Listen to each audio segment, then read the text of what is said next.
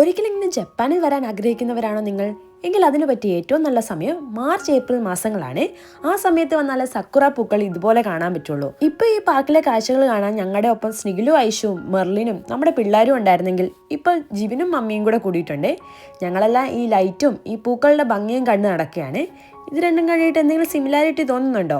ഇത് തക്കഹാമയിലെ ഒയാമ റുക്കൂച്ചി പാർക്കാണ്. കഴിഞ്ഞ വർഷം ഞങ്ങൾ ഈ പാർക്കിൽ തന്നെ വന്നത്. അതിൻ്റെ ഒരു ഡീറ്റെയിൽ വീഡിയോ ഇട്ടിട്ടുണ്ട്, അത് കമന്റ് ബോക്സിൽ കൊടുക്കാം. ഒരു വട്ടം ഈ പാർക്കിന് ചുറ്റും ഒന്ന് വലം വെച്ച് വന്നപ്പോഴത്തേക്ക് ഇതാ ഹെച്ച് ബേബി എത്തി. പിന്നെ വാവേനെയും കളിപ്പിച്ച് കുറച്ചു നേരം നിന്നപ്പോൾ ഇതാ വേറൊരു കാഴ്ച. ഈ പട്ടിക്ക് അയാളുടെ അത്രയും തന്നെ ഹൈറ്റ് ഉണ്ട്. പിന്നെ കുറച്ച് സൊറ പറച്ചിൽ. അപ്പത്തേക്ക് നമ്മുടെ ഏതനും ലച്ചൂട്ടിയൊക്കെ എത്തി.